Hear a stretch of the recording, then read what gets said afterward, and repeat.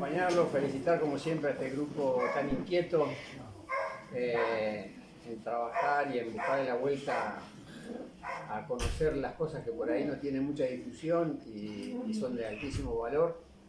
Y lo que pretendemos desde nuestra empresa es nada más que brindar el lugar donde se puedan manifestar y por supuesto siempre forman parte de la riqueza cultural que vamos todos los días acumulando. Así que en esta ocasión, con una hermana oriental que viene a hacernos una presentación de la cual se va a referir Wefrey cuando presente. Es la primera vez que hacemos de la internacionalidad de este grupo, que nos une la amistad, la hermandad. Podemos tener muchas diferencias políticas, pero acá no quedan manifestadas, sino simplemente es la búsqueda del conocimiento y un poco de la verdad. Así que, sin más, le pido al ingeniero Wefrey que haga presentación de nuestra disertante. Gracias, Raúl. Bueno, en primer lugar, gracias, Raúl Las Camelias, por la gentileza de ofrecer este espacio tan cómodo y tan moderno, donde podemos disfrutar de la charla. Lo mío es muy cortito. La señora docente, Susana Goncalves, ha escrito un libro que se llama Paysandú vuelve atrás la mirada. Después se lo va a explicar más, lo hizo en compañía de su esposo ya fallecido. Y nos hicimos, y acá voy a hacer expresa mención al ideólogo de todas estas charlas, que es el doctor Ricardo Abrioso, que no quiso estar aquí adelante como corresponde, pero es el que lleva adelante todas estas iniciativas. Quisimos compartir con ustedes lo que dice ese libro, porque fundamentalmente, y esto sí lo digo de mi parte, hay que recordar una cosa que está escrito en todos los libros de historia desde 1600 hasta la fecha. El río Uruguay nunca fue una frontera, nunca fue un río de frontera. El río Uruguay siempre fue un río interior, con todo lo que eso política y geográficamente significa. O sea, fue un lugar donde la gente cruzaba de un lado a otro en forma absolutamente libre. Incluso nacidos en Concesión del Uruguay eran registrados en Paysandú. Y eso habla a las claras de la enorme historia que tenemos como hermanos. Nada más, muchas gracias, Susana, y voy a dar lugar al profesor acá Contegrán que haga una pequeña alocución. Bueno, buenos días. Yo en realidad, a pedido de Ricardo Brioso, creía que con la presentación del ingeniero Wefrey estaba cumplida la misión histórica. No, yo simplemente me reconforta mucho por docentes de historia y ratifico lo que termina de decir el ingeniero Wefrey. Somos una misma nación dividido en dos estados, pero con un pasado común muy fuerte en todos los avatares históricos vividos. Quería hacer un simple comentario, porque si ustedes ven ahí, en esto que es una estampilla del año 2006, ven la fecha 1756, y yo le comentaba recién a la profesora que en el año 1956, con corta edad, pero con buena memoria, me acordaba de los grandes festejos que se hicieron en Paysandú en el mes de octubre por el Bicentenario. Entonces, ahora le obsequié un programa que yo había guardado, que mi familia había tenido, de recuerdo, porque fue, diríamos, un festejo con mucha pompa. Y después, al cabo de los años, muchos años, comencé a escuchar en junio la celebración de la fundación de Paysandú Ciudad. Y por eso estaba charlando con ella y me dijo, yo todo eso es lo que voy a exponer. Bueno, le digo, no hablo más. Así que la auditoría es suya. Bueno, muchas gracias por la invitación y por el recibimiento y por esta cálida hermandad que así se siente desde los valores, ¿no? Desde los valores de la identidad, que ahora vamos a ver que es regional, que este tema es un tema regional con respecto a esa herencia misionera jesuítica que tenemos en la región. Yo escribí, como les dijeron, este libro, lo escribimos con mi esposo. Mi esposo era el verdadero apasionado de la historia de Paysandú. Yo también hice algo de historia en facultad y bueno, nos juntamos los gustos los dos, y después que nos jubilamos nos decidimos profundizar las investigaciones y encontramos documentos interesantísimos. Hasta encontramos una carta de hermandarias, y todo eso cada vez nos fue dando más motivación para seguir. Así que esta investigación la hicimos entre los dos. Él era muy de la parte de esa parte de resistencia que tuvo Paysandú con las defensas, y yo me adentré más en el tema misionero, que apasionante. Y que acá en la Argentina tiene gente que son verdaderos referentes de la investigación que se hace misionera guaranítica. Y tienen además cantidad de ruinas que son de interés, patrimonio universal, y las tienen ustedes. Bien, vamos a empezar un poquito, espero colmarles las expectativas, y vamos a empezar un poquito por estos orígenes de Paysandú. Y para remontarnos, diríamos, vamos a empezar por la colonización de América. Esa colonización de América que fue autoasumida por los españoles, una superioridad desde todo punto de vista, de las creencias, de las ideas, de la cultura. Entonces, y con esa mentalidad es que tocan la tierra americana. Pero voy a hacer una salvedad, porque los españoles, a diferencia de todos los otros conquistadores del mundo, ya sean franceses, belgas, ingleses, estuvieron, diríamos, dirigidos por una bula papal, la bula papal de Pablo III, que declaraba que los indios americanos tenían las mismas capacidades y los mismos defectos que los cristianos. Ustedes se dan cuenta que para aquella época, esta declaración y esta también, diríamos, cómo lo asumen los reyes católicos, a pesar de todas las críticas que se hacen a ellos, diríamos, fue una avanzada para la época. Ahora, bajo este crisol de igualdad han habido distintas colonizaciones, ¿no? Bajo el mismo crisol, pero colonizaciones totalmente diferentes. Ahí vemos que hemos tenido una colonización desde el interior de América, introducidas por las misiones jesuíticas, y otra colonización que llegó desde los puertos, donde vinieron los adelantados, donde se forjaron los encomenderos, donde fue como una forma disfrazada de esclavitud las encomiendas. Y vamos a ver también cómo los jesuitas abordan esta colonización, que fue, diríamos, donde tuvieron muchísima autonomía de parte del mismo rey, les digo, la autonomía. Y ellos vinieron a América, su fin primordial era, diríamos, la catequización, la evangelización. Ese fue el fin principal de ellos. Pero esos fueron los valores de ellos. Y Paysandú nace, como esta región, desde el interior de América. Nace con esa mentalidad, y que nos fue dando una identidad totalmente diferente.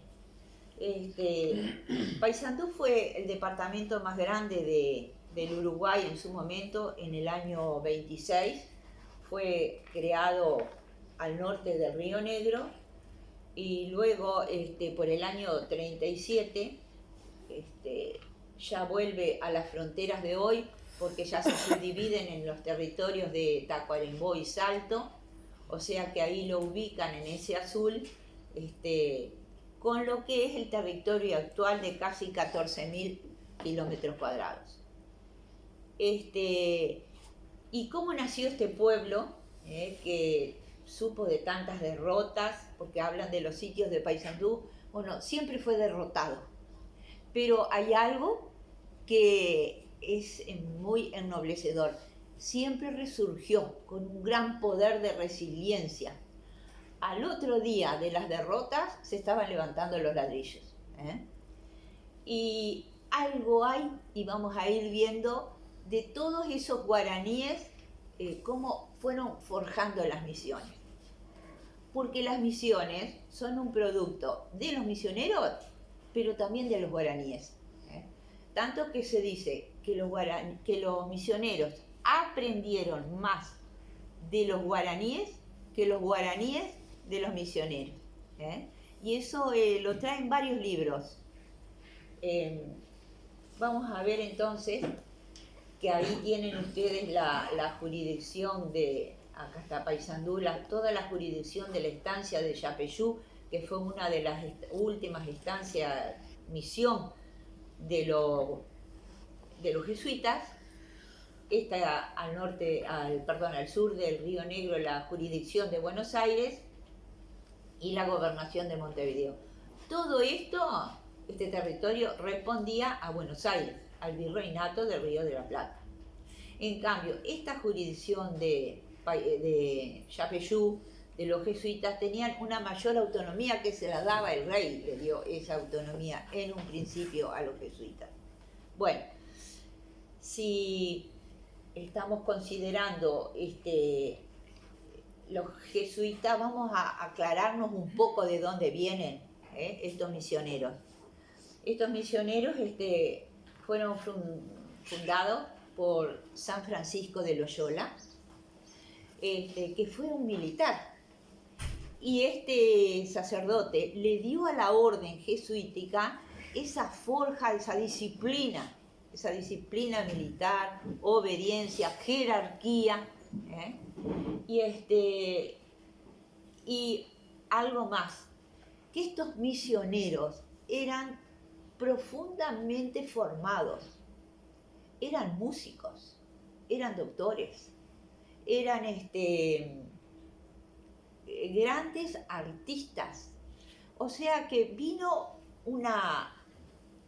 por decirlo alguna, no solamente vinieron a catequizar, vinieron con una cultura muy superior a América, muy superior a lo que era todo el entorno americano, incluso las civilizaciones mesoamericanas.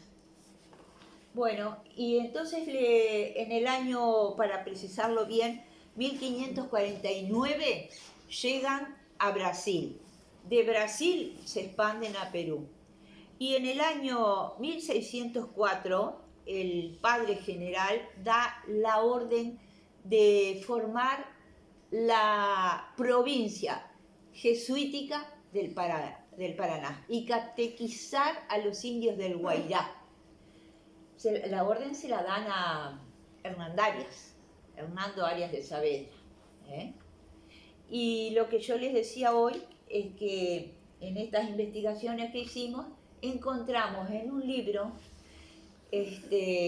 con gran alegría cuando uno encuentra un documento, la proclamación de Hernán Arias, cuando dice: certifico a todas las personas quien ésta se mostrase como al fin del año 1609, siendo gobernador de estas provincias, estaba asentado en Santa Fe. de esa por su majestad, estando en la ciudad de Asunción, requería al padre Diego de Torres, provincial de la Compañía de Jesús, enviase a algunos religiosos a las provincias del Guairá que predicasen a los indios de ella y los redujesen a nuestra santa fe católica, para lo cual tuve particular orden de su majestad y por cuya orden el dicho provincial indicó 2 sacerdotes. Fíjense en que esta tremenda obra la inician 2 sacerdotes, que se van a internar primero en los límites y después van a ir avanzando hacia los bosques en busca de los indios. Ahora vamos a ver por qué los pudieron atraer de esta manera. Bueno, no vamos a leer toda la carta de Hernandaria, pero algo que cogí que me llamó la atención es, y para que conten los dichos de esta certificación, fíjense, estamos hablando del año 1609, ¿no? Firmado de mi nombre ante el presente escribano, que fecha en esta ciudad de Santa Fe a 2 de febrero de 1614. Hernando Arias de Saavedra, ante mí, García Torrejón, escribano público y del Cabildo. Bueno, encuentro que esto nos da, siempre los documentos nos dan certeza. Y ahí tienen ustedes cómo comienzan y se despliegan estos misioneros que después van recibiendo sus refuerzos y forman 30 pueblos. Increíble la cantidad de pueblos, pero vamos a ver por qué pudieron llevar a cabo esta obra, sin quitarle los méritos evidentemente a los misioneros. Estas que ven en verde ustedes, que son 7, después que están en las misiones, porque ustedes tienen en Corrientes y en Misiones, tienen ruinas jesuíticas, y muy importantes, de alto valor. Estas 7 en verde después se las señalo especialmente porque vamos a volver a ella. Y entonces empiezan a catequizar a estos indios. No era solo la catequesis, los empiezan a atraer. Ahora hay un libro que es un arquitecto argentino, Gutiérrez, que ha sido un gran investigador y que dice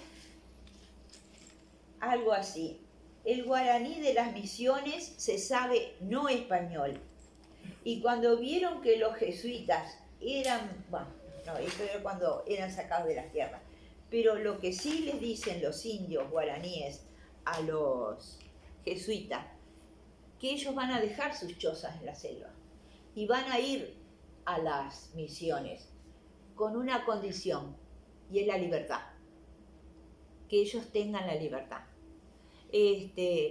Y no querían caer en manos de los encomenderos, que vamos a ver el trato cruel que les daban después.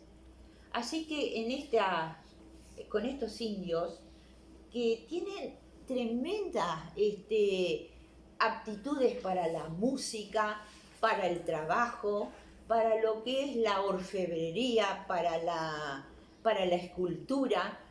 Tanta facilidad tenían los indios guaraníes que los propios curas misioneros hablan del asombro que tienen, de la facilidad que tienen estos indios para todo. Tremendamente musicales, que fue una de las causas que atrajeron los sacerdotes, con toda la liturgia, la liturgia musical, y diríamos, todas esas procesiones, y esto era diario, la diaria misa, la diaria liturgia, está dentro de la mente misionera. Hoy desde aquí, desde este contexto, podemos decir, les lavaron el cerebro pero hay que retroceder tantos cientos de años. Y hay algo también que era similar, que eran monoteístas, creían en un solo Dios los indios misioneros. Eso fue otro punto también de igualdad entre ellos, ¿no? Y acá tienen ustedes cómo era la infraestructura. Todas las misiones fueron iguales, donde ven ahí en la gran plaza, donde hacían las procesiones, donde se congregaban. Tenemos la iglesia, el lugar donde estaban los sacerdotes. Tenían también estos eran para los indios, las casas para las familias. Ahora, ustedes no se piensen que fue tan fácil todo. Ambos tuvieron que ceder, diríamos, ¿no? Los indios tenían varias mujeres, ¿no? Entonces los caciques siguieron teniendo sus mujeres a la vista gorda de los misioneros, porque se dieron cuenta que tenían que tolerar determinadas costumbres. Entonces se formó, no era después una cultura indígena y una cultura jesuítica, no, fue un sincretismo, una unión, una mezcla. No lo traje porque ya eran muchos documentos, pero hay un documento que para hoy es trágico, cómico. Los jesuitas reciben a un gobernador y por darle más importancia, bautizan al hijo de un cacique que tendría 14 años y le dan un montón de nombres españoles, entre esos el nombre del gobernador, José, Antonio, Adolfo. Pero los indios llegan a su lugar y sienten que está mal bautizado. Lo sentían como era una entrada, porque el bautismo de ellos era matar con un garrote a 14 enemigos, y ahí sí uno se volvía, diríamos, como parte de, ¿no? Como cuando un bautismo uno llega a ser parte de una congregación. Bueno, y ellos lo sentían así. Entonces le dieron un garrote al hijo del cacique y los hizo matar a 14 enemigos.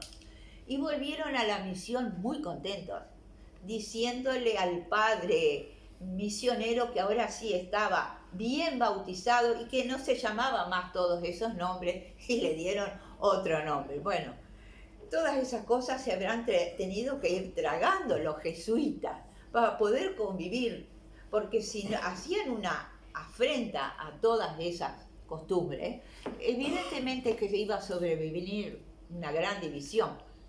Y así como eso que les conté, habrá habido muchísimos, ¿no? Bueno, y otra cosa, si bien las misiones tenían sus murallas, sobre todo por los encomenderos, pero también por los españoles, porque los jesuitas llegaron a conformar un espacio, diríamos, sociocultural y económico, donde formaron en valores y en obediencia también, que no querían que se contaminen con la mentalidad de los españoles,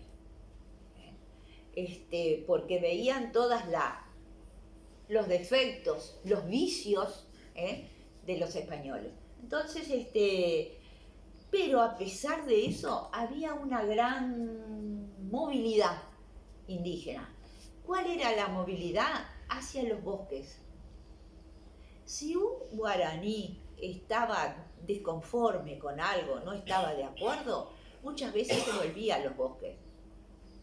Hay un antropólogo de nombre Bertoni que este hombre vivió años con los guaraníes y dice que el guaraní tiene una personalidad que no se siente, así sea cacique o el menor de los estamentos, pero nunca se siente ni superior ni inferior a nadie, y que, diríamos, sigue el devenir de su vida en la consideración diaria de su libertad.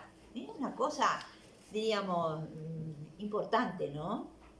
Y yo la uno mucho a eso cuando en Paysandú se dieron estos 3 sitios, que casualmente los 3 sitios fueron defendiendo la soberanía, defendiendo la libertad. Fíjense cómo de alguna manera no es una transmisión formal, pero es una cosa que se va respirando, que se va sintiendo. Entonces, bueno, acá tenemos entonces, este formato lo siguieron todas las misiones. Fíjense ustedes en el nivel de arquitectura, al nivel que llegaron.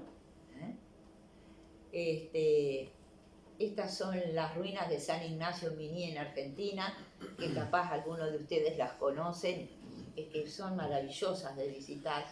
Con mi marido estuvimos allí. Y este es el nivel al que llegaron en lo que es la escultura. Hablando de las esculturas, cuando Larrañaga, Larrañaga, no sé si saben, fue un sacerdote oriental que tuvo mucho que ver con lo que es el movimiento revolucionario artiguista.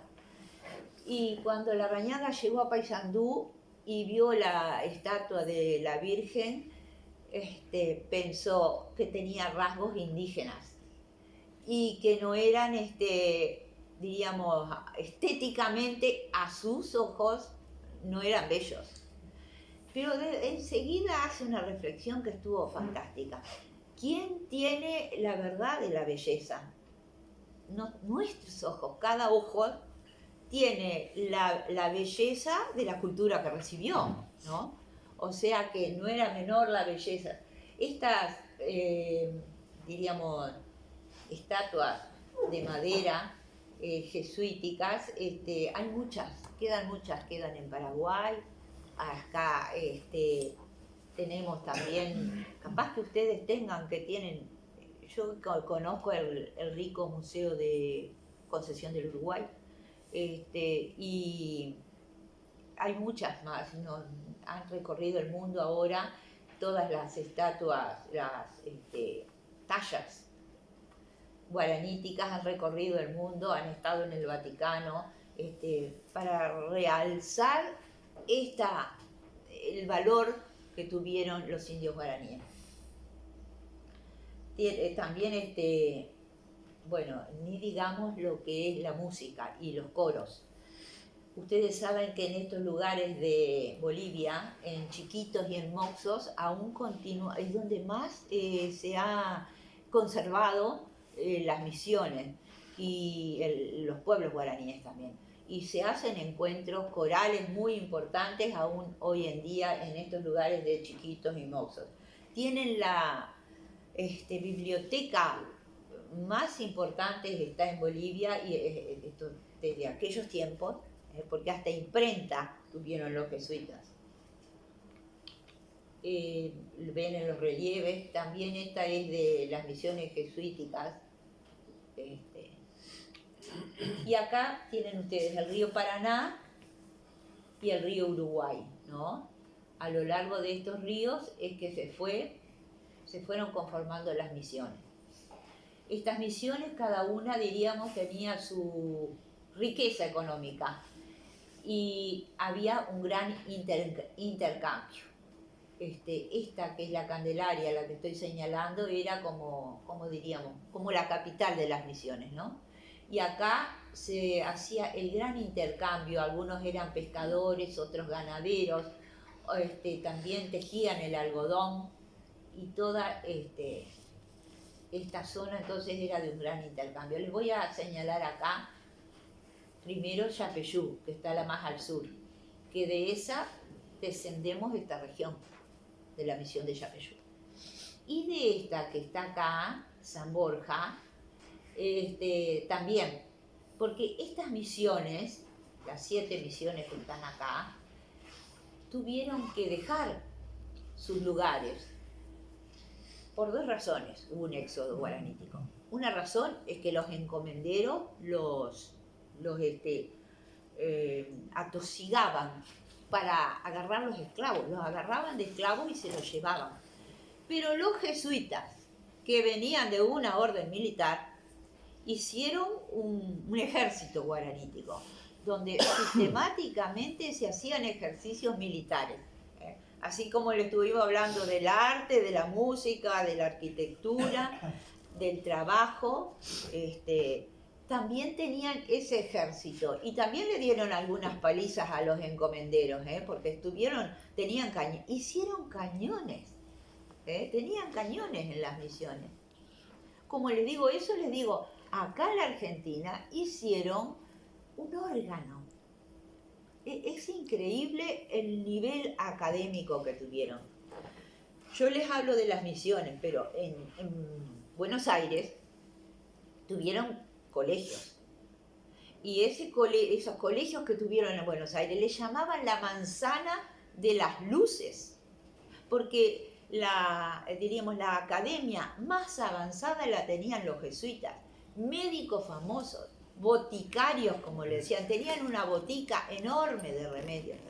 Bueno, no me quiero disgregar, pero para que vean ustedes el valor intelectual de la orden. Y estarán pensando, ¿y humana?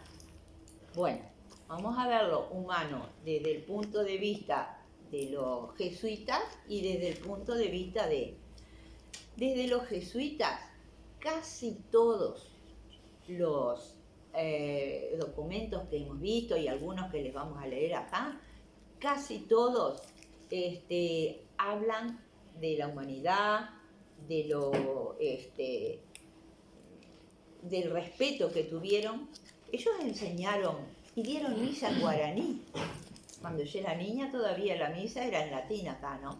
Sin embargo, los jesuitas por el 1700 ya empezaron y a escribir libros, tuvieron imprenta y sacaron los libros en guaraní. Es una cosa increíble, porque el vocabulario, diríamos, la lengua es el respeto a la raza, a la identidad. No le impusieron el idioma español, los hacían hablar en español también, Pero todo esto lo lograron con una fuerte disciplina, ¿no? Y con mucha obediencia.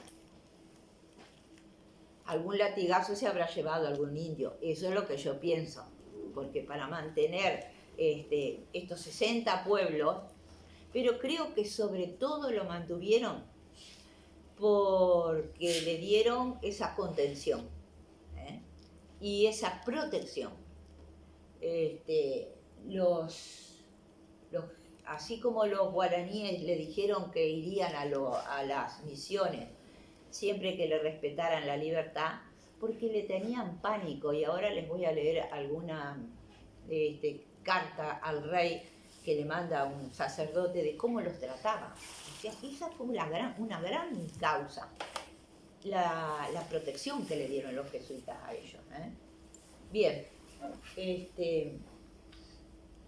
acá tienen un mapa hecho por los jesuitas en el 1732. Y vean ustedes, este es el río Uruguay, como para que vean el nivel que tenían. No será el de hoy, pero acá está el río Paraná, ¿no? Y por acá está el río Paraguay.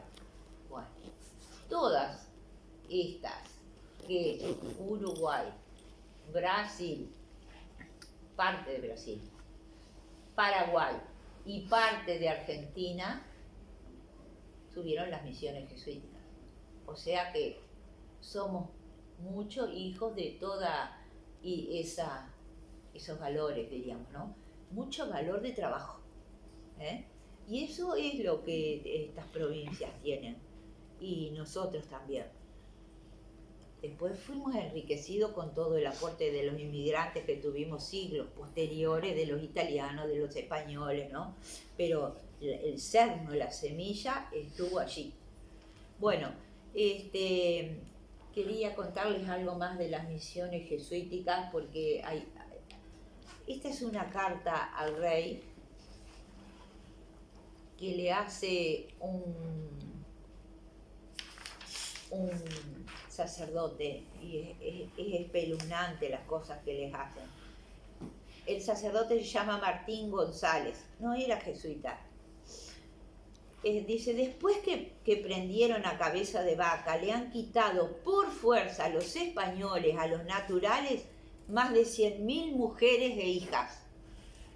Y cuando yo salí de allá, quedarían vivas, bien, las 40.000 de ellas. Y las demás han muerto con los males tratamientos que les han hecho los españoles, que las pringan y queman con tizones atándolas de pies y manos. Y ahí siguen los horrores. Dice, son muy grandes trabajos los que les dan, que las hacen cavar con asadores o palas todo el día. Y después a las noches, cuando vienen, las hacen hilar algodón, dándoselo por peso y lo devuelven por taza. Están todo el día con ellas, con los fríos y soles trabajan. Y si alguna descansa, le dan de palo. Y siguen. Algunos horrores son tan horrores que los salteé. Las tratan tan real de muy aburridas y como gente que no tiene tanto entendimiento. Ahí surge lo que les dije al principio, ¿no? La autoasumida superioridad. No tienen tanto entendimiento. No sé, este sacerdote que entendería por este entendimiento, pero que sería el sufrimiento. Muchas, miren ustedes, determinan matarse a sí propias, pero miren cómo, comiendo tierra, cenizas, carbones, pedazos de ollas y platos, y otras no comen ni beben por acabar la vida más presto. Otras se van a los bosques y despenan, se ahorcan con cuerdas. Y viendo esto, algunos de los españoles las meten en unos cestos grandes con cuerdas colgadas en alto y allí les dan que hilen y trabajen y duerman. Yo nunca había leído algo tan horripilante en el tratamiento humano, ¿no? Y si alguna va a su tierra, tienen alguaciles para que vayan por ella. Y traída después de azotada, que la meten en cepos o grillos que tienen en sus casas los españoles para ellas y para los varones. Bueno, después de leer esto, cómo los indios no iban a querer irse con los jesuitas, porque el tratamiento era cruel. Claro, se van dando cuenta que se van quedando sin mano de obra para que trabajen en la yerba, en el algodón, en los maizales, que ahí estaba la fundamental riqueza. Bien, provocó el éxodo misionero de que les hablé de esas provincias, ¿no? Se trasladaron hacia el sur y causó un éxodo abandonando pueblos y emigrando hacia el sur. Bueno, yo he leído también documentos que hablan muy mal de los jesuitas, como que se aprovechaban del trabajo indígena. Porque el indígena, hablando del trabajo, tenía, pero esto de los guaraníes, no es de los jesuitas. Los jesuitas aprendieron eso. Tenían 2 días de trabajo que era el tupambaé, que era el trabajo para todos en la huerta o en los cultivos, el trabajo comunitario. Y tenían el resto de los días para trabajar su propia huerta, que era la que mantenía a la familia. 2 cositas más que les quería decir de las misiones. Los niños y niñas recibían alfabetización. Se piensa que fue uno de los lugares del mundo, no solo de América, donde haya menor nivel de analfabetismo. A los 7 años empezaban con escritura, lectura y operaciones fáciles. Y estaban separados, ¿no? Los varones por un lado, las mujeres por otra. Y a las mujeres siempre nos agregaron desde aquella época la cocina y el tejido también, los hilados. Pero vean ustedes, y leí el otro día en un libro de Furlón, que el rey de España pedía que todos tuvieran escuela.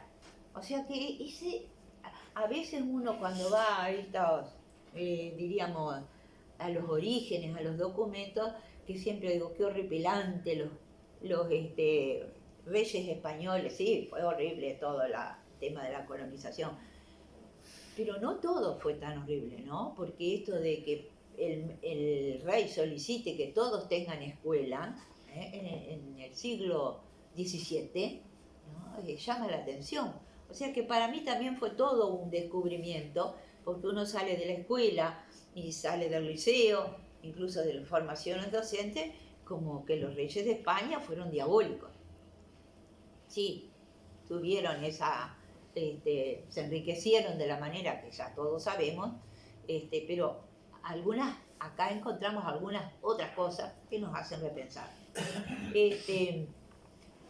Otra que elegí, que también les va a llamar la atención, es la carta de jesuita, del padre Cattaneo a su hermano. El padre Cattaneo era un muchacho joven que se vino de Italia como misionero.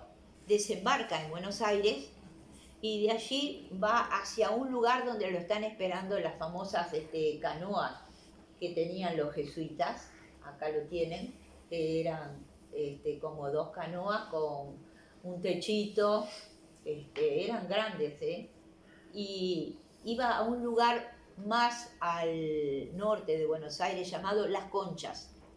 ¿Por qué? Por lo mismo, porque los jesuitas no querían que vayan hasta Buenos Aires para que no se contaminen de todos los vicios de los criollos y de los españoles. Siempre trataron de contener esos valores que les habían tratado de dar, de formar, y esa mentalidad como encerrada, para que no se les desquicien, diríamos, ¿no? Bueno, dice, Dios sabe cuándo tendré ocasión de escribiros, porque solo en 3 años a lo sumo parten de Buenos Aires para Europa las naves de registro. Ya porque un misionero que tiene a su cargo tantos millones de almas se encuentra ocupado el santo día en predicar, confesar, explicar la doctrina cristiana, asistir a los moribundos, administrar sacramentos y qué sé yo.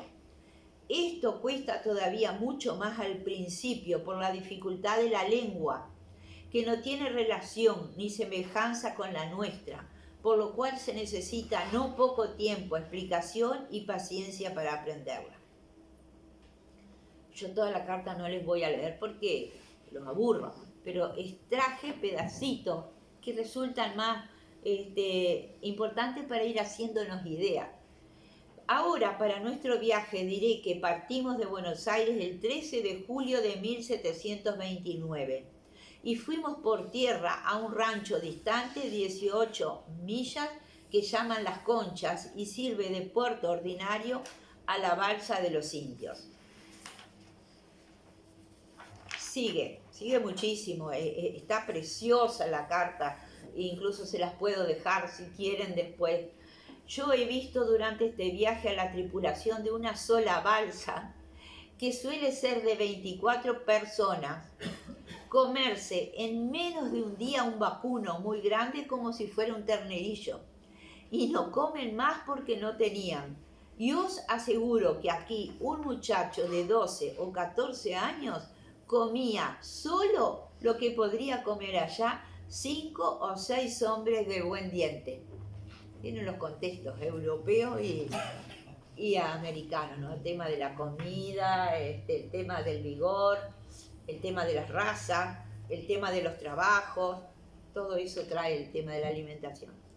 Una vez desembarcado, lo primero que hacen es formar un follaje, un pequeño altar, en el cual colocan la imagen de la Santísima Virgen que cada balsa lleva siempre consigo, con otras imágenes de santos, como San José, San Javier, San Antonio de Padua. Dice, y entonan al son de sus pífanos y tamboriles el Ave María Estela. Era consolador oír resonar de tantas partes, en medio de los bosques, las alabanzas al Señor.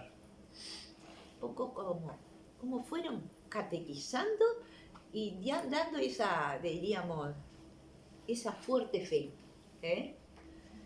Pero la mayor tribulación, sigue después, fue descubrir entre la gente 2 enfermos de viruela, enfermedad que por ser tan contagiosa, aún entre los indios, nos causó gran temor. Dice, fue cuando más adelante se declaró la peste más fieramente, pues de improviso se encontraron afectadas todas las balsas y caía con tanta furia en todas las personas que en pocos días nos encontramos con 60 enfermos y otros amagados, y no pasó mucho para que cayeran 114, por lo cual, viéndonos totalmente imposibilitados de seguir viaje, enviamos apresuradamente a uno por tierra a la reducción del Yapeyú, con aviso a los padres de nuestro infeliz estado, rogándoles por amor de Dios nos enviasen provisiones. Y sigue de cómo los indios con los sacerdotes cuidaban de los enfermos, ¿no? Y termino con esto que me parece que nos va a dar idea de la integración que había. No les hacía ciertamente poco efecto la incansable asistencia que les prestaban los padres, de día y de noche, no solo en lo espiritual, sino en lo temporal. Quitarse la comida de la boca, la cubierta de las camas y otras cosas de su uso para socorrer sus necesidades. Aunque para confesar la verdad, los mismos indios y particularmente los enfermeros no cedían un ápice a los padres en materia de caridad hacia los enfermos. Ahí estuvo la gran unión en los valores. La solidaridad, la tolerancia, el ayudarnos, ese es el gran valor, y para mí ese fue el gran éxito de las misiones jesuíticas, porque los sacerdotes, más allá de su disciplina, de su obediencia, de que también se enriquecieron y eran un poderío económico, porque el que trabaja, diríamos que el que trabaja a gusto y bien tratado, rinde mucho más que el que está trabajando con castigos, el esclavizado, el manipulado, y eso es así. Entonces, un poquito les leí eso porque me parece que da idea.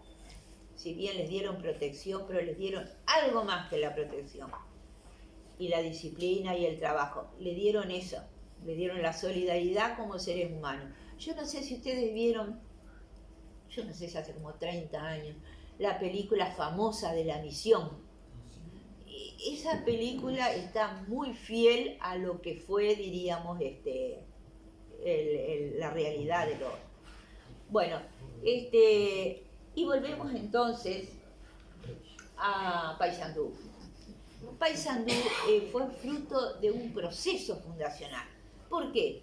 Porque esa estancia de Yapeyú quería tener un puerto estratégico y Paysandú, por sus características geográficas, se lo dio.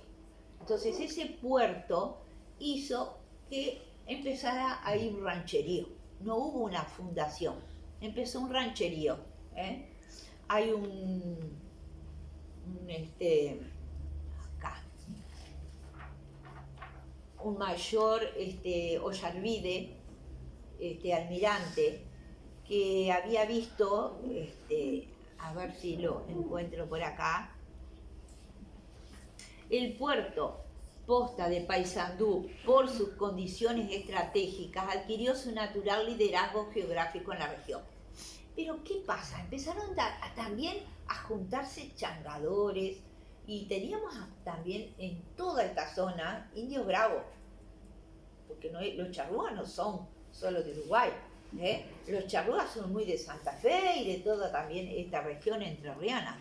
Y esos fueron indómitos. Yo creo que hubo una reducción charrúa, pero se deshizo, porque eran indios con otra genética, diríamos, indomables.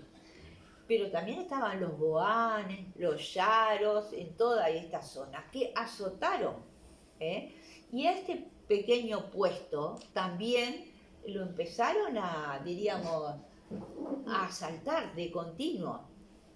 Entonces, los jesuitas, para dar más estabilidad, le dan mayor realce y van a formar un fuerte ahí, por el 1755.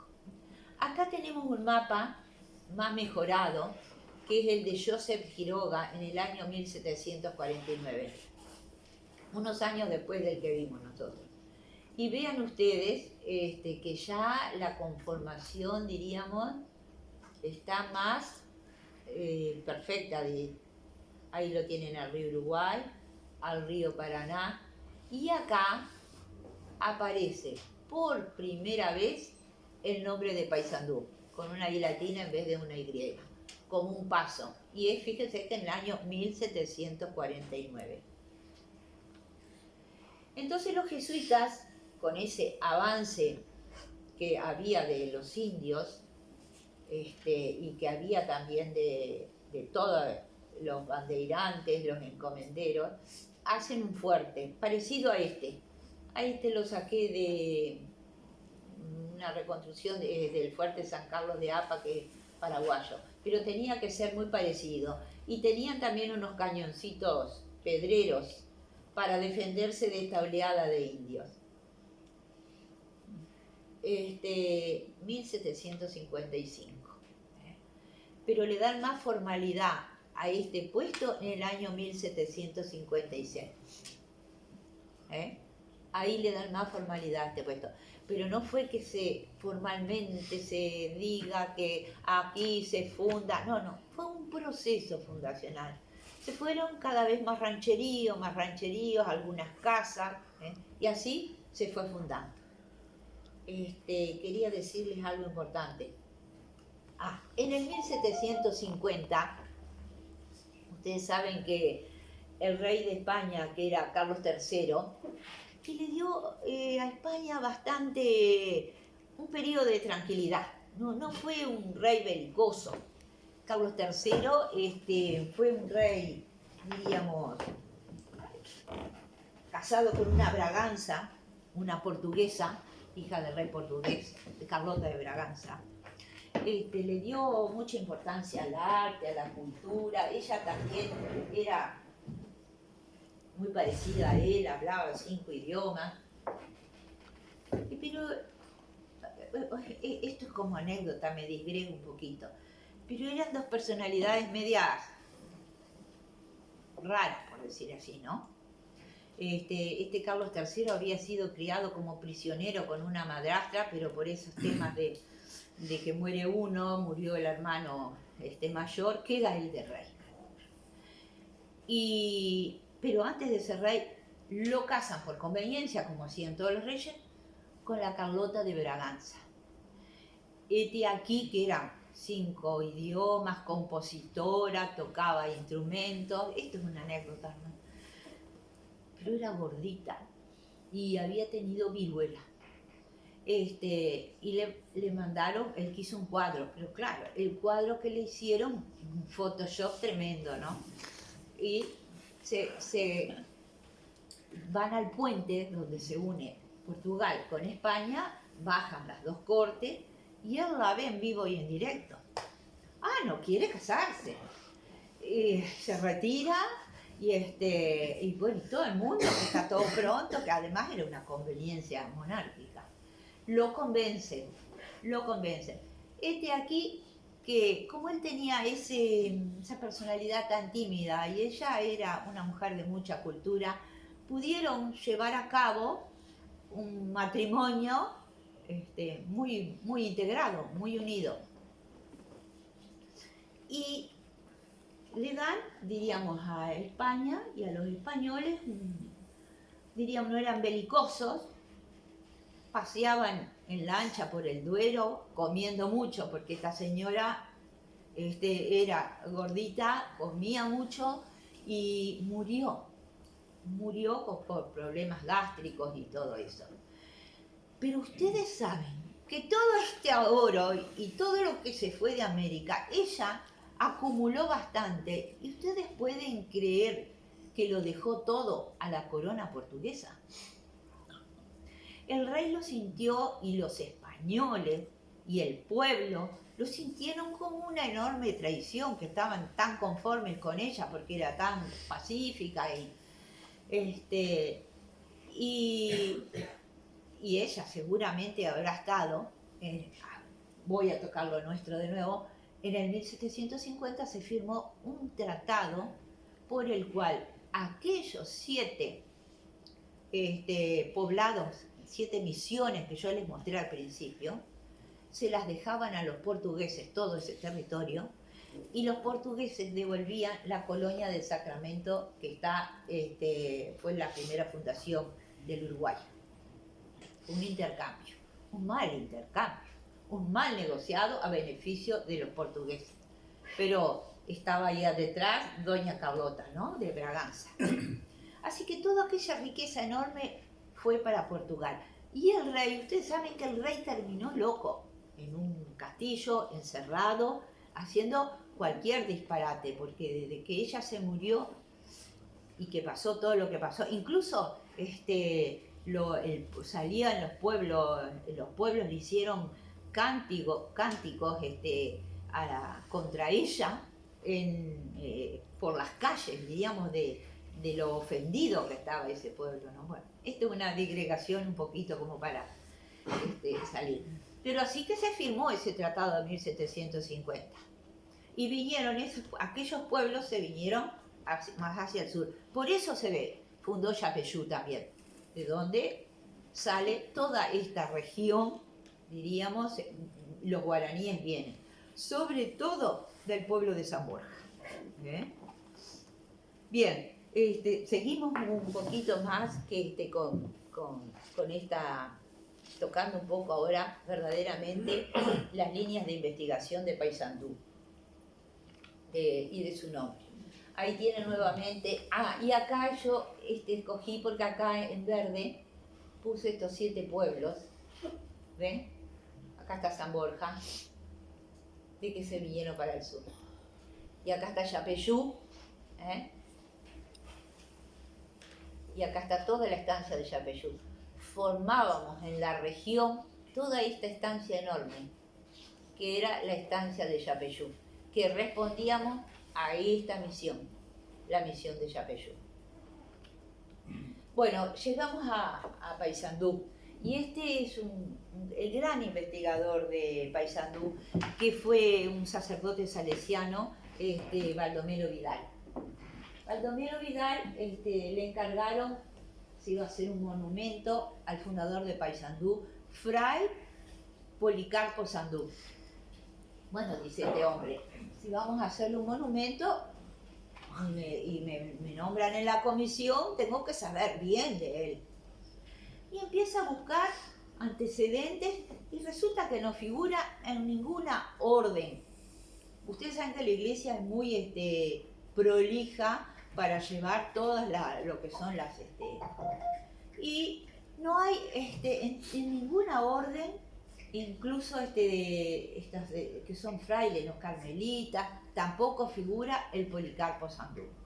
Era como una figura misteriosa. A Policarpo Sandú lo nombra otro historiador que se llama Setembrino Pereda, que dice que en el 1722 se fundó Paysandú con tantas personas y con tantas familias, y que al frente estaba el padre Policarpo Sandú. Pero se pregunta el cura, no está por ningún lado. Por otro lado, es tan indiferente un pueblo que no tiene una tumba importante sobre ese cura. Y eran miles de interrogantes, como que eso era una historia que no tenía documentación. Y empieza a buscar por otros lados y encuentra que esa es la isla que está enfrente en el río Uruguay, que se llamó la Isla de la Caridad, que es argentina, ahora es argentina, tiene un dueño, o sea que es privada también. Y en esa isla, que se hacían reuniones, se llamaba Ipao Sandú. Entonces ahí el cura empezó a pensar, pero ¿no será que más melodioso al oído no sería Paysandú y de esta isla viene el nombre? Esa era una posibilidad. Bueno, este mapa lo puse para que vean las regiones de las misiones, pero llegó el mapa, se descubrió el mapa de, como les dije, de Quiroga, y en ese mapa 1749. Entonces dice, o sea que en el 1722 el paso ya existía. ¿Vieron qué de interrogante? ¿Y de dónde salió el nombre? Y hemos encontrado no sé si algunos acá que les guste la historia ha oído a Bogarín. Bogarín ha sido un obispo paraguayo que ha sido un gran investigador también de historia. Y resulta que los indios guaraníes tenían ¿cómo les voy a decir? Como un padre, un hechicero, esa es la palabra, un hechicero, Paitomé le llamaban, o Paysandú, o Paysumé. Entonces, ¿no vendrá de ahí el nombre? Esa fue una investigación hecha por Bogarín.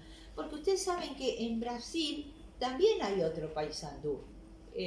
La provincia, ¿cómo estados son allá? Estados de Paraná, ¿no? Entonces son interrogantes. Diríamos, no hay una verdad, siempre un documento, ¿vieron? Refuta otro documento. Cuando dice la verdad histórica, es relativa. La verdad histórica siempre está abierta, es relativa. Bien. Acá en el año 1810 ya ven ustedes que hay un trazado que se lo encargaron al coronel Benito Chaín de Paysandú. Esa parte, círculo rojo mayor, es la parte de la plaza, de la iglesia, y después la parte del puerto. Porque Paysandú empezó ahí en un puerto, pero ¿qué pasó? Y lo que nos pasó a todos con las crecientes. De los bordes de la costa del río se tuvieron que subir a las elevaciones, ¿no? Bien. Hay un documento que yo quería ver, que está en el Archivo General de la Nación Argentina y que fue descubierto descubierto el archivo, ¿no? Que está ahí por Natalio Abel Badel, que es un historiador uruguayo, y que hace conocer, diríamos, de dónde nace Paysandú, porque les traje la pequeña crónica, es muy chiquita, que dice, ¿y cuándo nace Paysandú? Le preguntan, a ver si me encuentro por acá para ser más exacta.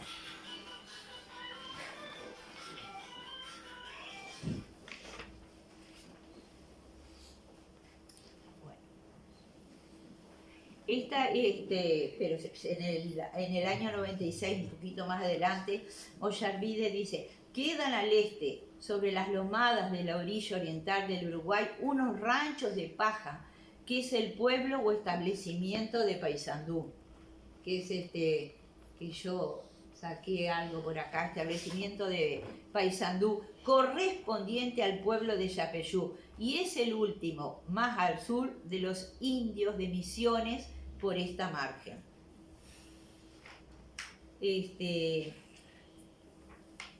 Quería verle porque es el documento justamente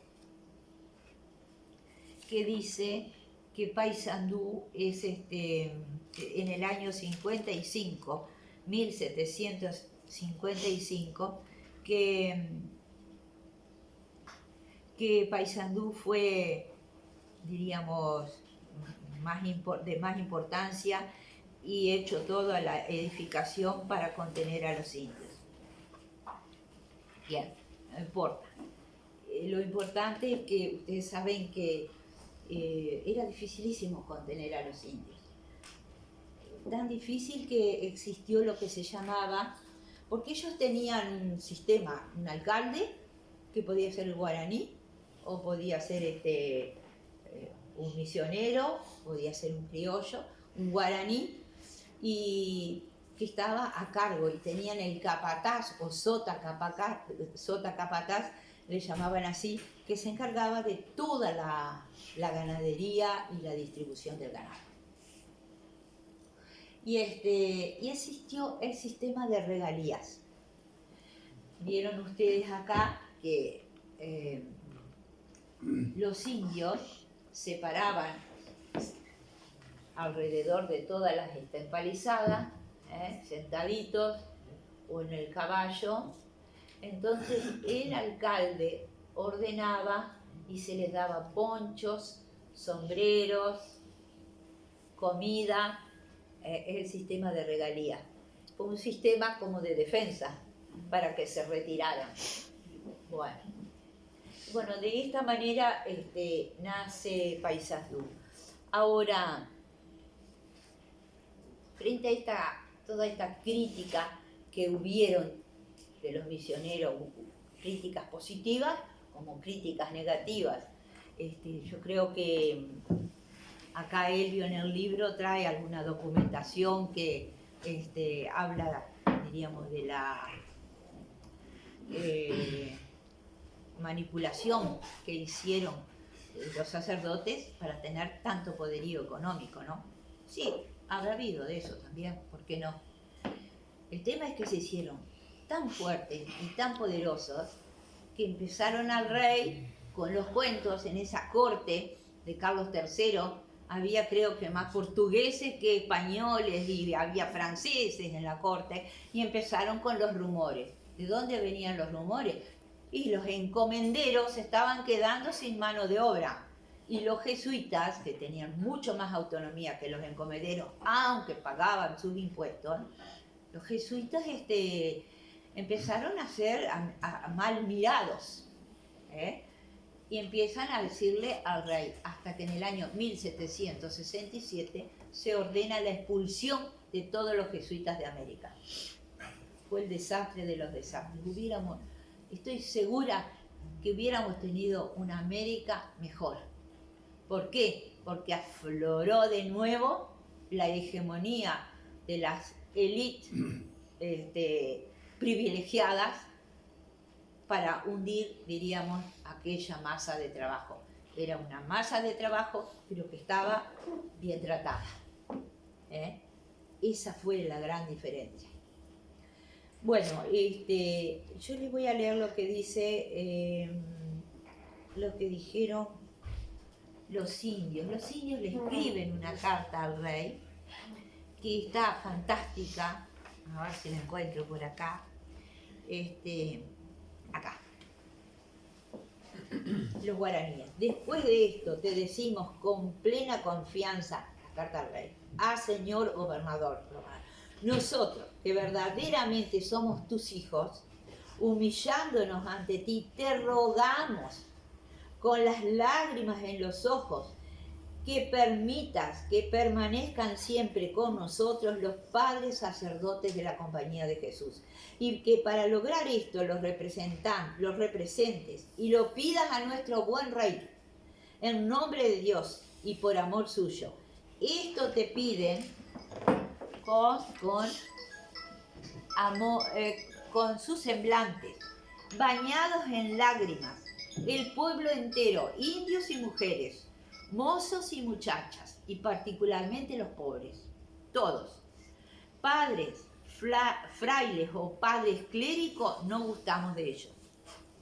Fueron los que fueron a sustituir a los jesuitas.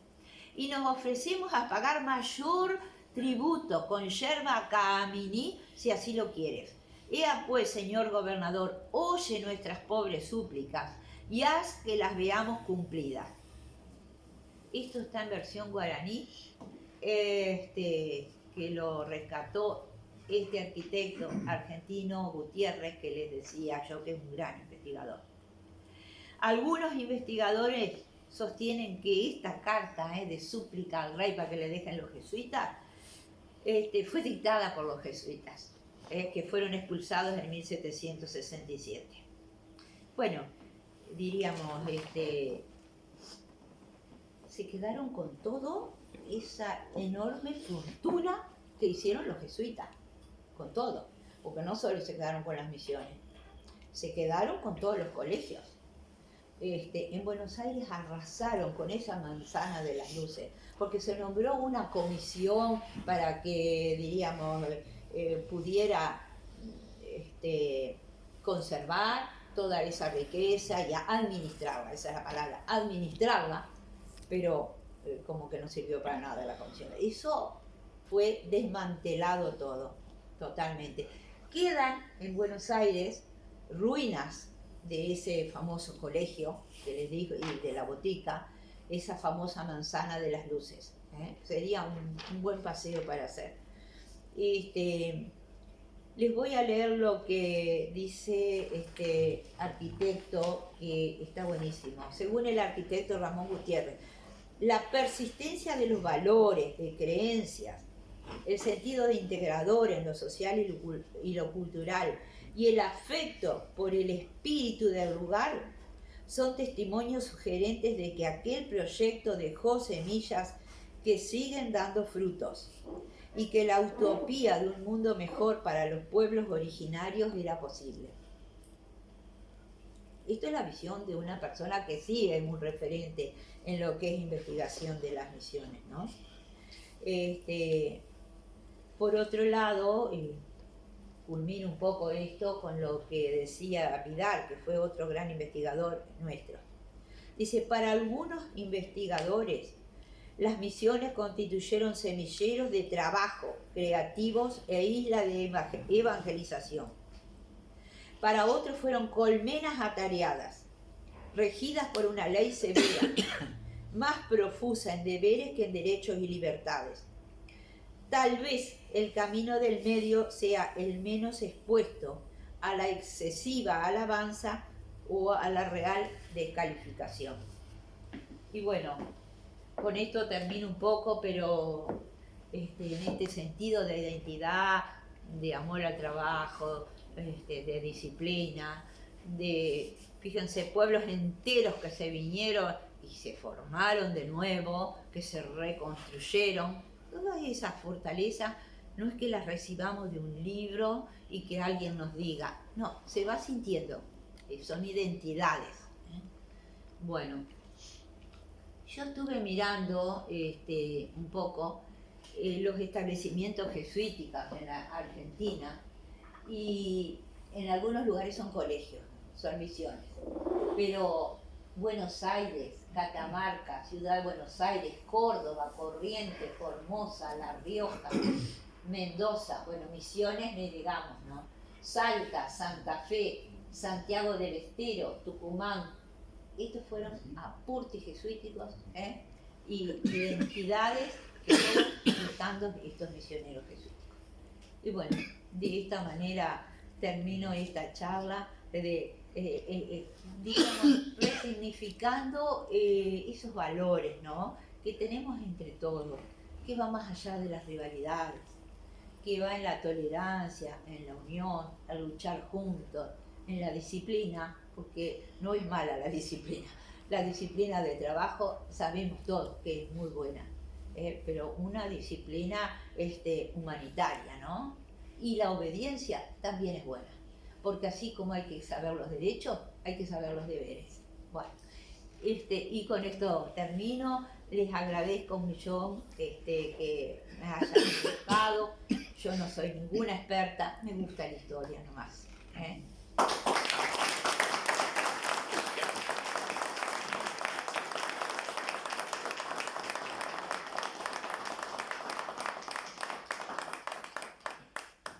Muy bien, muchas gracias. Por Excelente favor. la presentación.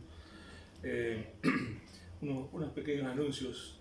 En primer lugar, que hoy no le hicimos, pido disculpas, agradecer al periodista Marcelo Gofano, a su esposa, que tuvieron la gentileza de acercarla hasta acá. Así que muchísimas gracias a estos queridos hermanos orientales. En segundo lugar, la señora tiene la amabilidad de traer algunos de sus libros, así que después, cuando termine la presentación, si alguno lo desea, está disponible. Y ahora, si usted tan amable, vamos a dar lugar a algunas preguntas. ¿Cómo no? Como si puedo responderlas, ¿Cómo no? encantada. Tenemos tiempo, pero en aras de que todos puedan preguntar, yo les pido un solo favor, que sean concisos con la pregunta. O sea, todos hemos quedado con dudas, o sea, planteen la pregunta y entonces la señora lo responde y podemos dar lugar a que varios pregunten. Muchas gracias. Adelante. Sí, yo quería preguntarle, felicitaciones por la ponencia.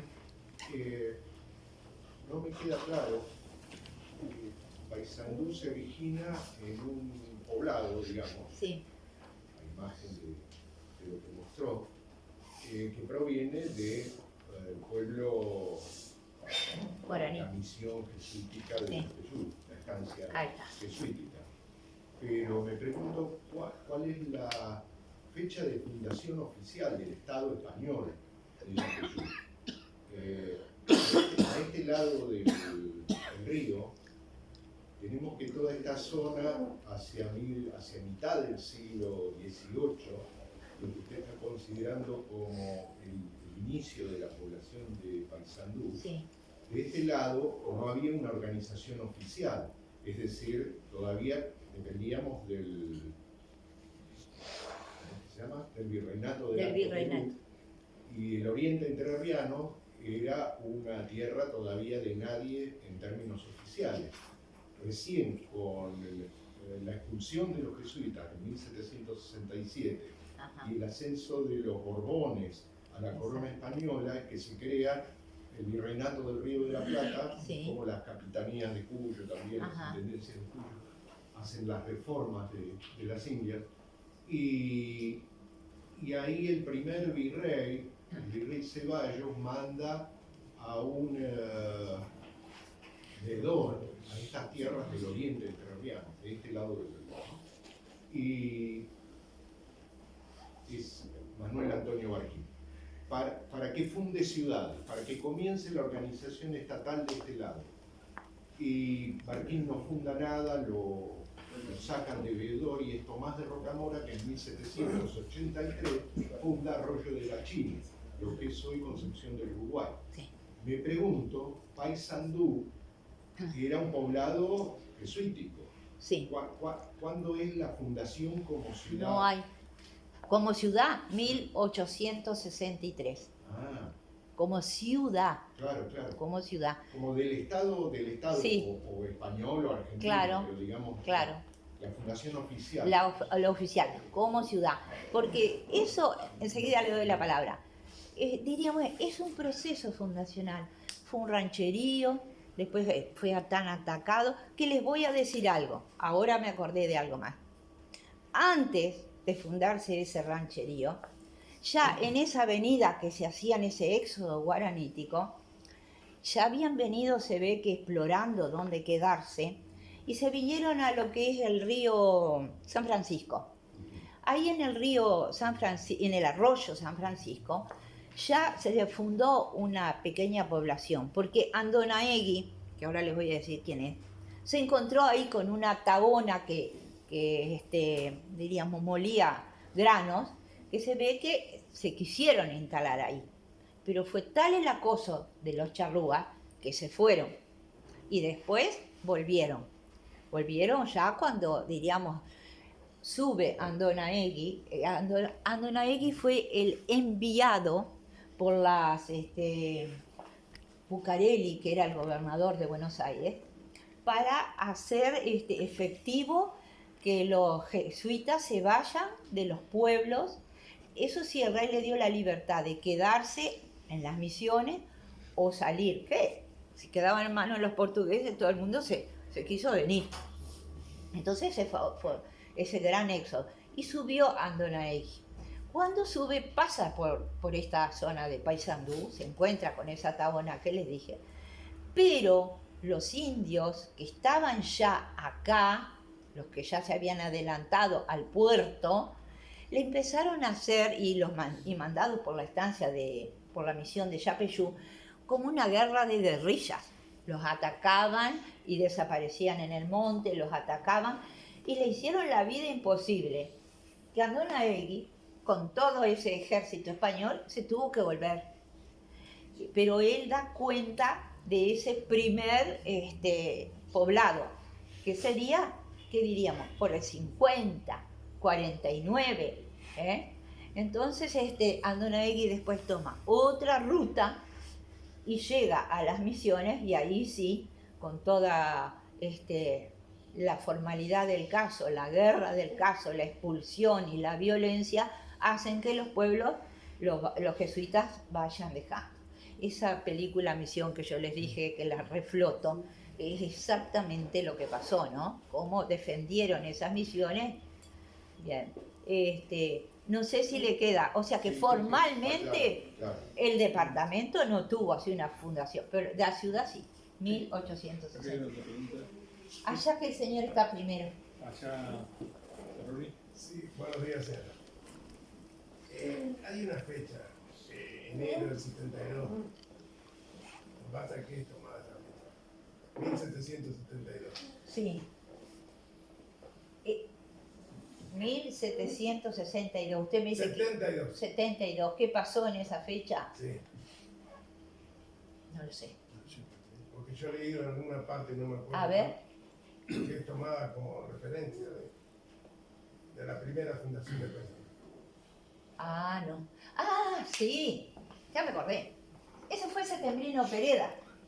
Ese historiador que le dije yo, 1772, dice que se funda Paysandú con 20 familias, con el padre Policarpo Sandú, Fray Policarpo Sandú pone, ¿no? Pero el padre Vidal, como vimos, refutó toda esa teoría, tiró abajo lo que Setembrino Pereda. El Setembrino Pereda, sí, ahora me acordé del historiador. Nunca lo encontraron. Hay una pregunta allá de la señora, perdón. Pero, ¿y este después señor? acá, Ah, sí, bueno, acá, sí, está. también. Sí. No, la señora, perdóname y yo te doy. Bueno, primero agradecer, su charla estuvo muy hermosa, agradecer a los que lo han organizado y nos han invitado. Y yo tengo mis dudas, Sí. que es un poco más adelante, 100 años después. Usted dice que estaban los marúas que eran indomables. Ajá. Y vienen los guaraníes, se logra hacer como una interrelación de las dos clases de tribus indígenas, porque yo en mi ascendencia tengo pueblos originarios en Paysandú, Ajá. y no sé si serían charrúas o guaraníes, como dice usted. Se establecen. Nosotros, casi todos, si no tenemos la sangre, pero descendemos de los guaraníes. Los charrúas eran menos, en principio eran menos. Estaban más al sur, pero estaban también mucho en Santa Fe, en el pueblo más originario de Santa Fe. O sea que, si yo le digo mayoritariamente, nuestros antepasados eran guaraníes, con total certeza, y que venimos de esas misiones guaraníes. Roberto, perdón. Sí, bueno, felicitaciones por la exposición, muy bien presentado el tema. Hay una situación de ocupación territorial que me interesaría indagar. En nuestro país, en Argentina, tenemos conocimiento de que, por un lado, estaba esta cuestión de evangelización en las misiones, Sí. y las estancias jesuíticas ubicadas en Córdoba daban sustento económico. Sí. Por otro lado, Buenos Aires jugaba un rol académico, Sí. y me interesaría saber, en estos términos de archipiélago de ocupación territorial, ¿qué rol jugaba, si es que tenía alguno, Montevideo? ¿Algún rol de sustento económico, cultural, académico? Si tenía algo tan claro como lo enunciado de este lado, ¿no? En Argentina. No. Montevideo, diríamos, la muy fiel y reconquistadora, como se le llama, muy española, muy el español de los puertos, de esos que vimos, con una clase hegemónica, diríamos que tuvo menor preponderancia. Sí, a lo que no quiero entrar, tuvo preponderancia en cuanto que surgen de ahí caudillos, que van al interior, que bregan, diríamos, en las distintas batallas nuestras, ya sea por la revolución o los contrarrevolucionarios, pero no nos dio esa impronta cultural que nos dieron los pueblos guaraníes, o que nos dieron los españoles, después no, los italianos, los suizos, que vinieron acá a esta zona y nos dieron toda una impronta, una mentalidad cultural que se fue forjando con esa identidad. Pero Montevideo se ha caracterizado por ser muy centralista. Y los jesuitas, fueron los franciscanos los que predominaron en Montevideo, no los jesuitas. Así como en Buenos Aires tuvieron ese apogeo brutal, porque que quería ser de una élite académica era formado en la Manzana de las Luces, que tomaban desde la enseñanza inicial hasta la universidad, donde salieron grandes médicos, grandes arquitectos. Sí, perdón, quería Sí. acotar algo a la... Disculpe, para terminar la contestación. A ver, ya le contesto. Bueno. Sí, bueno, primero felicitarla y decirle que comparto totalmente lo que usted dijo del nombre de Paysandú, que viene de Santo Tomás, Ajá, que le llamaban Paisumé. Paito Ben. Y quería preguntarle por un hecho en concreto que ocurre en 1776, en febrero de 1776, que yo lo considero como no una fundación, pero como un primer intento, Ajá. que es el padre de San Martín, que es Juan de San Martín. Ah, sí. Que él viene con una expedición, organiza ese caserío que había en ese momento y les da la capilla, también hace el fuerte, los hornos de ladrillo, y lo mismo hace también el Salto, ¿no? Quizás esa plaza, ese lugar fundacional, es muy probable que pueda corresponder a esto de cuando estuvo San Martín, porque San Martín también fue el que hizo todos los fuertes en la provincia de Buenos Aires, ¿no? Toda la cadena de fuertes. Sí. Ya era una persona experimentada. Y Paysandú tiene una inclinación más o menos de 8 grados con respecto al norte geográfico. Y en esa época el norte magnético se encontraba hacia el este y tenía más o menos unos 14 grados. O sea que es muy probable que él pudo haber hecho esa orientación con la brújula en aquel momento y por eso Paysandú tiene esa inclinación. Después la ciudad fue creciendo Claro. desordenada, digamos, porque la trama está desordenada, pero también hay que tener en cuenta que la plaza es rectangular. En las leyes de India se pedía que si fuera rectangular tendría que tener un módulo y medio. Ajá. Más o menos eso se da ahí en la plaza de Paysandú. Y el solar de la iglesia se encuentra orientado también de oeste a oeste, que es como se hacía en aquella época, justamente se orientaba el atrio en ese sentido, ¿no? Por eso, no sé, yo en las investigaciones que estoy haciendo pienso que por ahí Juan de San Martín pudo haber sido el iniciador de esto. Por supuesto que después vinieron otras personas que organizaron la ciudad. Pero esa plaza, esa primera plaza fundacional puede corresponder a esto. Y si ustedes miran Salto, que también hizo lo mismo en Salto, van a ver que las dos ciudades están con la misma inclinación, más o menos de 8 grados hacia el este, ¿no? O sea, el polo magnético en esa época se encontraba hacia el este del polo geográfico, hoy se encuentra hacia el oeste porque el polo magnético se va moviendo. Pero bueno, creo que es algo que quizás habría que investigar más. Habría Y que ver- investigar más. Yo lo he leído de San Martín. No Está lo he el leído documento, no sé. hay documentos, con respecto a Paysandú, pero más al norte sí lo he leído como que ha hecho su Él fundación. llega en Pero febrero. Él llega en las febrero de investigaciones siempre 1776. están abiertas. Siempre están abiertas. Igual la iglesia no está, no era en ese lugar donde está hoy. La iglesia original de Paysandú es donde está hoy, creo que es Chajá. Turismo. No, Turismo. Estaba perpendicular.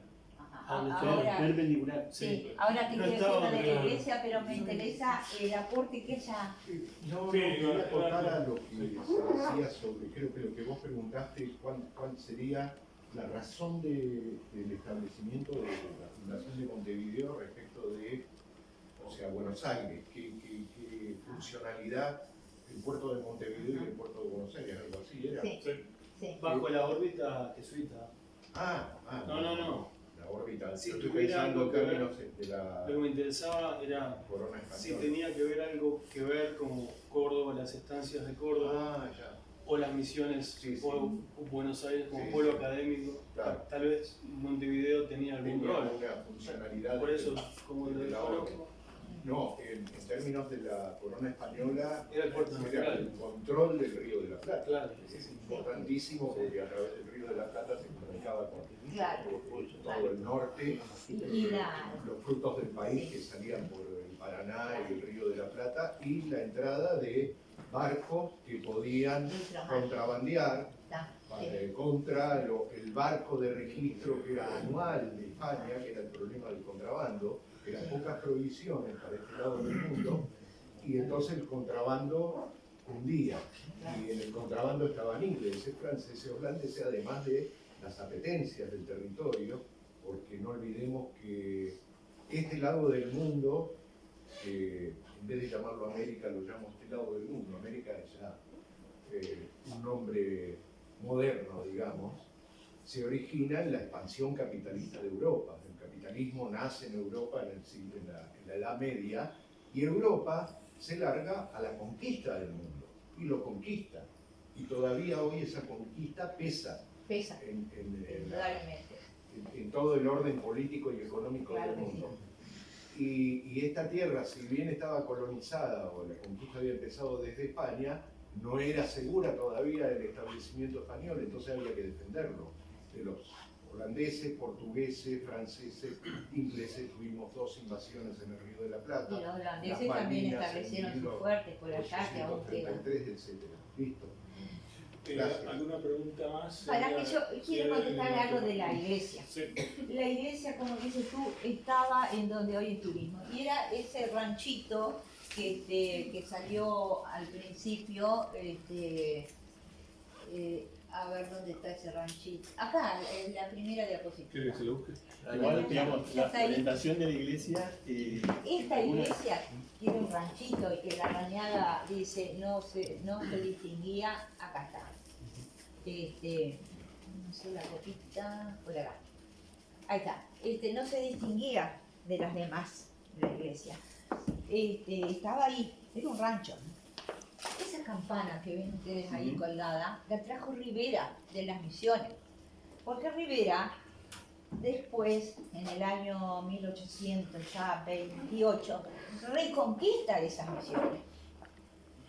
Y hay un tratado que hace Buenos Aires, porque dependíamos de las Provincias Unidas de Río de la Plata, y un tratado por el cual volvíamos a devolver las misiones y logramos la Convención Preliminar de Paz, o sea, nuestra independencia. Fue nuestro primer acto de organización nacional. Hasta esas misiones, Rivera se vino con todo lo que encontraba en el camino, ¿no? Campanas, todo, ganado. Y una de esas campanas la dejó en Paysandú, que es la campana que estaba en ese ranchito donde era turismo. Una campana enorme que hoy está delante de la iglesia. Y parece mentira, pero estaba colgada esa enorme campana en esos postes, en esa torrecita y en esos postes. Bueno, en cuanto a la iglesia, después se consiguieron esos terrenos por la Junta Económica Administrativa y empieza la construcción de esa iglesia, que es Nuestra Señora del Rosario y San Benito de Palermo. San Benito era el nombre del obispo de Buenos Aires, que anduvo recorriendo toda la zona. Aquellos obispos se recorrían todo a caballo y creó el curato de Paysandú. San Benito Luey. Y con mi esposo, otra anécdota, nos fuimos acá a la Catedral de Tedes en Buenos Aires y él dice, acá debe estar San Benito, porque se llama San Benito porque él quiso que le pongan San Benito por su nombre. Ha de estar Luey Riega. Ay, digo, pero ¿dónde va a estar? Vamos, nos entramos por allá. Y yo con gran temor que nos digan algo, pero él se metía y se metió abajo en unas tumbas ahí y lo encontramos. San Benito Herrera, que fue el fundador del curato de Paysandú, porque conseguimos también las cartas donde dice, ruegan los habitantes que se cree un curato, porque estamos necesitados, dice la carta, de pasto espiritual. Me dio tanta risa eso de pasto, y el alimento esencial, pasto espiritual. Realmente había mucho de esa gente que iba de un lado para otro, que eran bandeirantes, que se dedicaban al pueblo, que se dedicaban al contrabando, y como que los valores estaban medio bajos. Entonces hay un grupo de vecinos, donde está Chaín, que hizo la primera planito de Paysandú, que dice, estamos necesitados. Y ahí se creó por Benito Herrera. No, pero yo quería contestarle algo. Todas las iglesias, el altar de todo el mundo miran al este. El altar. No, el tema sigue. En Europa están en el eje este-oeste, sí. Y el altar mira al oriente, o sea, sí, sí. Y la puerta mira hacia el oeste, exacto. En la oscuridad. En el caso de acá donde estamos nosotros, a veces no se dio y a veces tuvo la característica que da mucho acá en la provincia de Entre Ríos, la mayoría de la ciudad más importante, que está al revés, porque estamos del otro lado del meridiano de Greenwich, entonces se pone la puerta hacia el este y el altar hacia el oeste. Por ejemplo, en la ciudad de Concordia, cuando se hizo la ley de creación de la ciudad de Concordia, en 1832, en el artículo 4 dice que la puerta de la iglesia tiene que estar hacia el oriente, por ejemplo. O sea, que tiene que estar orientada, la iglesia tiene que estar orientada en el este-oeste. Claro. No siempre se dio, por ejemplo, Buenos Aires no lo tiene, Tucumán no, pero Santa Fe sí, Mendoza, Jujuy. Allá en el Uruguay, y yo he ido, he estado en Notre Dame, y ahí nos dijo que todas las iglesias dan al este. ¿Por qué? Porque es donde sale el sol, donde levanta el sol, es lo que ilumina. De las iglesias romanas. De las iglesias romanas, exactamente. El altar va hacia el oriente. Ajá. Y también inclusive no están todas alineadas perfectamente porque muchas veces en aquella época lo hacían con el sol. A veces es lo que están investigando ahora, por eso tienen diferentes grados de inclinación. Claro. Entonces pasa lo mismo con las ciudades. Y también tenían que ver con el equinoccio, con los solsticios, claro. Con todo eso, inclusive las ventanas. Hablando de eso, de ese mapa de 1749 de Joseph Quiroga está en ahora estás hablando de latitudes y longitudes, está en la latitud 32 grados. O sea, exactamente en el lugar donde está ahora. En el de Yarvide está, el de Yarvide lo tiene exacto. O sea, sí. Bueno, cientos de años antes. Desde 1796. ¿Se dan cuenta? Cientos de años antes la sabiduría que había, ¿no? Está corrido, igual, está corrido. ¿Preguntas? 32 pasa por el arriba de Martín Chico. ¿Alguien más? Allá. ¿Nadie? El 32 pasa por encima del partido. Le digo que vengo de Córdoba, donde hay un patrimonio jesuítico importantísimo. No soy cordobés, pero bueno, lo he logrado conocer a través de los años que vivo ahí. La pregunta mía era reafirmar algún conocimiento que tengo sobre la acción social de los jesuitas sobre las personas que quedaban viudas de sus maridos. Eso por un lado. En segundo lugar, uno de los motivos de congregación que tenían ellos era de evitar el ser captado por los bandeirantes, los guaraníes, y llevado como mano de obra esclava. También es otro concepto que tengo. Y además decirle que me encantó la charla, que soy un curioso de la historia simplemente y que, bueno, siempre trato de concurrir. Bueno, ya que salió con el tema de las viudas, le cuento. Sí. Una parte de esa infraestructura que les mostré, la iglesia, la plaza y donde estaban los indios, esa parte que yo les dije, acá estaban los sacerdotes y acá había otro cuerpo, ahí estaban las viudas y los huérfanos, que estaban alimentados por el producto del Tupambay, que era el trabajo de todos, el Tupambay. Y quería, esto no, increíble, ¿no? Los jesuitas en las misiones tenían un sistema como de acueducto, de las aguas servidas, mucho más adelantado que Europa. Tenían unas, no sé si han ido ahí a la de San Ignacio, que ahí lo ven ustedes, y está, no es una cañería, pero sí que es un foso de piedra, por donde se van todas las aguas servidas. Mientras que en ese mismo momento en París era el famoso agua va y tiraban la penela para que pobres se pasaran por debajo, ¿no? De ahí viene la costumbre de la mujer contra la pared. Exactamente, es que todos iban contra la pared, por eso era así también la. Por eso la mujer va contra la pared y el hombre va del otro lado. El hombre va a seguir el balazo. Bueno, espero haberlo satisfecho. Yo no soy ninguna erudita, me gusta más, leo mucho, me gusta estudiar. Y bueno, hicimos esa combinación con mi marido que tanto hemos tenido placer.